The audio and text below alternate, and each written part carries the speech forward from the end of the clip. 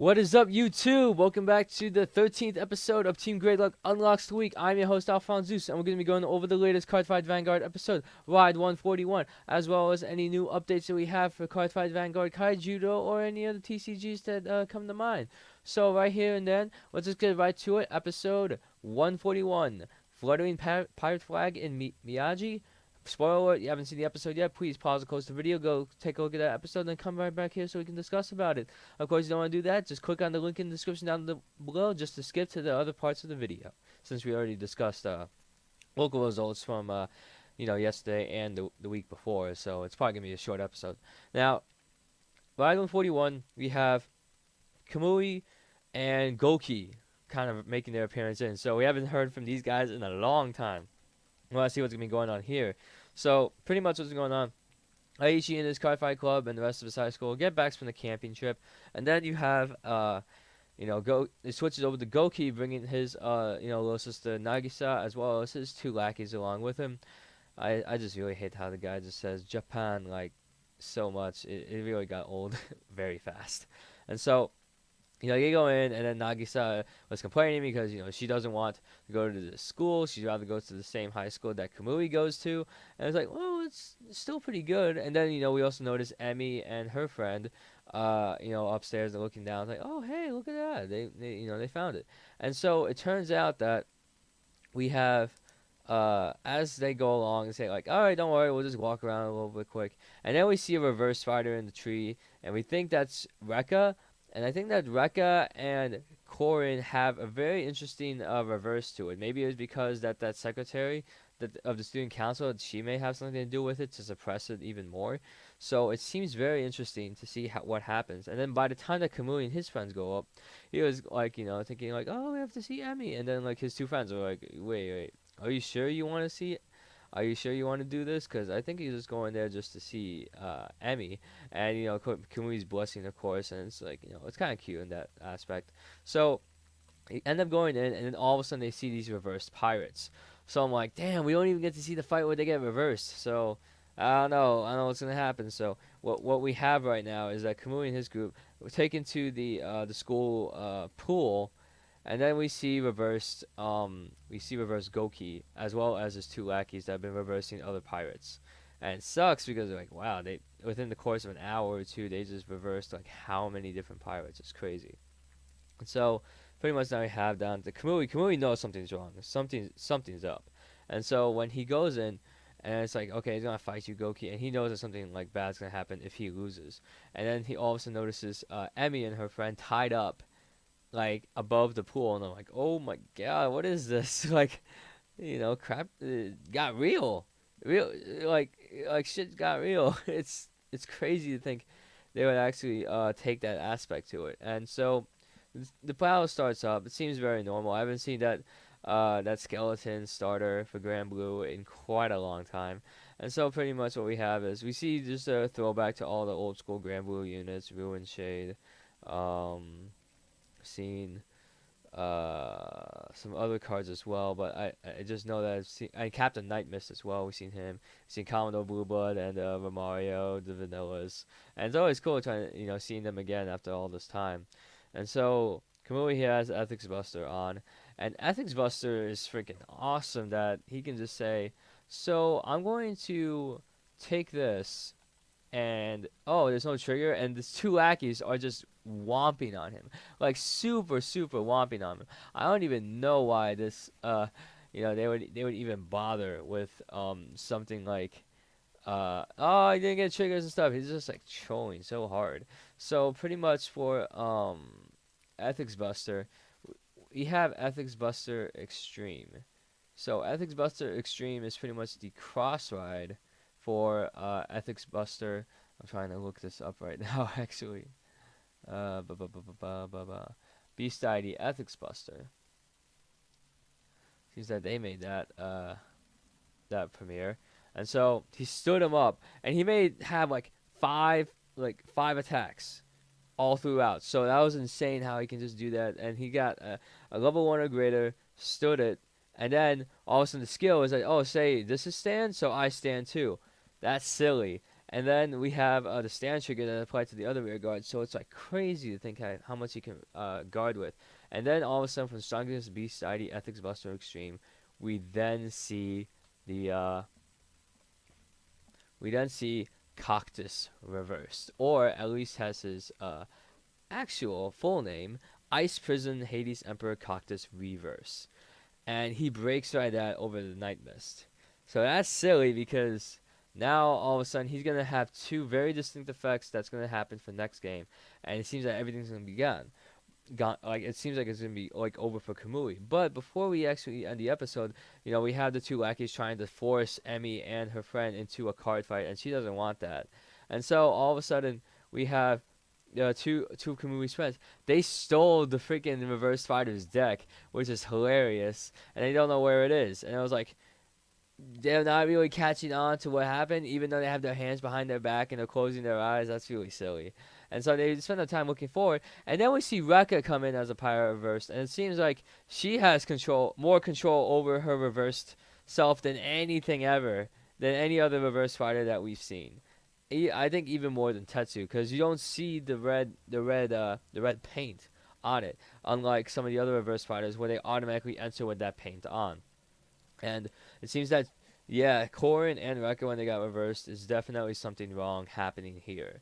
And so it sets up for the next episode. I'm definitely looking forward to it. I think that it's going to be pretty broken. I hope Kamui can get himself out of the situation. Although that with Strongest Beast ID Ethics Buster Extreme, I don't think he's going to have any problem at all. Especially with the fact that he can just stand crap all over the place. Now, one of the coolest things that I like about the Strongest Beast ID Ethics Buster Extreme and Crossbreak right over it is that you automatically have like 4 full attacks.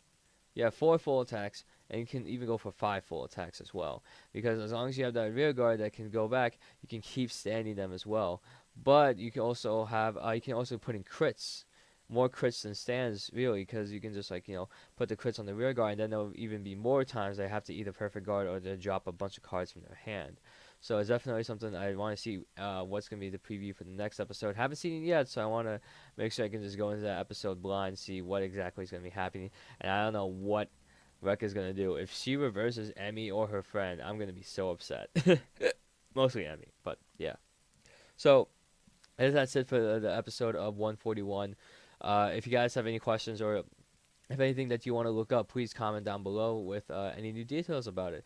And so, since we don't have any results from locals, since I already told you all that, let's get right into some of the news that we have for some of the TCGs. Now, one of the bigger things that at our local is, of course, Kaijudo. And then with the Shadow the Lion set that came out, I was trying to look up some of the other cards that they had to kind of see what I can do for building up my Water Dark green deck for not really control, but Cyberlord based with some dark support. There you go. That's what I like. And I've noticed how broken some of these cards are. Like I'm looking at the top 10 cards to take a look out for, and so far I've seen Obsidian Death is crazy because ramping in Kaijudo is probably awesome because you don't have, you have all these cards in hand, but you have a limited amount of mana supply since you only put down 1 per turn, and it's like you're going to lose a 1 card from your hand every turn so you can have that ramp. But with Obsidian Death, it's crazy because if any other creature gets banished, boom, you can top card your deck into the mana zone. That's silly. And then it combos so well into Cordia the Soul Tyrant, which is a Shadow Champion Earthstrike Dragon. Pretty much this level 9 is crazy that you can put all cards in the discard pile into the mana zone. And then whenever it attacks, you can then choose a creature in the mana zone that has 6 or less and then place it right onto the battlefield. So you can automatically get any banished creatures that you had before and boom, bring them back out, which is absolutely silly and it's crazy. And then we have Queen Kalima. Queen Kalima is damn, like for a Monarch, really bringing in how Monarchs are supposed to be the boss monsters ever, really overtaking the Leviathans in that aspect as well. And so what it does is that it's a triple breaker, which is crazy. That's 3 shields out, and then put once it enters battle zone, top 3 cards of your deck into the discard pile, and then for each darkness card put into the discard pile this way, then your opponent has to retire or kill off that many creatures, which is a great thing, because that's a game changer. And plus, your opponent's gonna lose out on at least 1 to 2 creatures, if not 3. And then whenever it attacks, boom, something in the discard pile, put it in your hand.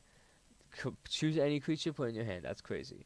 And then as monarchs go, yeah, plus 4K on everybody. That is a broken card. I like it. And then I'm trying to pick up the cyber scamps as well, because cyber scamps is awesome. That how you can just you want to kill it, or if whenever somebody casts a spell, boom, that's another cyber scamp on the field, and then boom, that's another cyber scamp on the field. Put in 3 of these cyber scamps in for a cyber lord, and your opponent's gonna be so nervous casting spells, because all of a sudden he's just going to plus the field. But then that's going to be completely overlooked, because the card that everyone's looking for is Eternal Haven.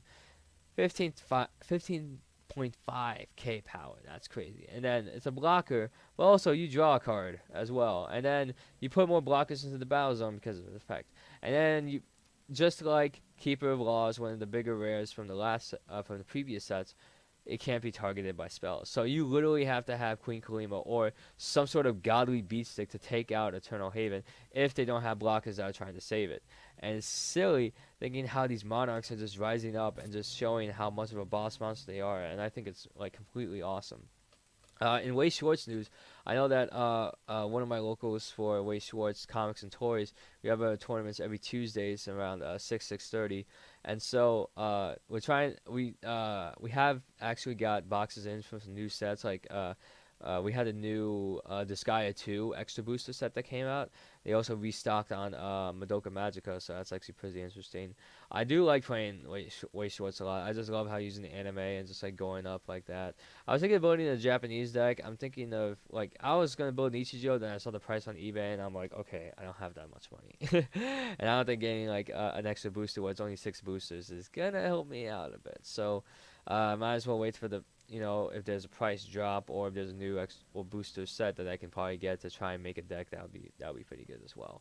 And so yeah, I guess in terms of Kaijudo and Weiss Schwarz, the futures definitely look bright here. For Cardfight Vanguard, I think that is going to be alright. I think that since we have some of our friends that are saving up their store credit for the trial decks that are coming out, like the Liberators and the Eradicators, I think that's going to be a definite good pull. And since Regional is coming up on October 12th in New York, I'm planning to go there, and we're trying to see what we can do in terms of see how Liberators and Eradicators have an impact as well.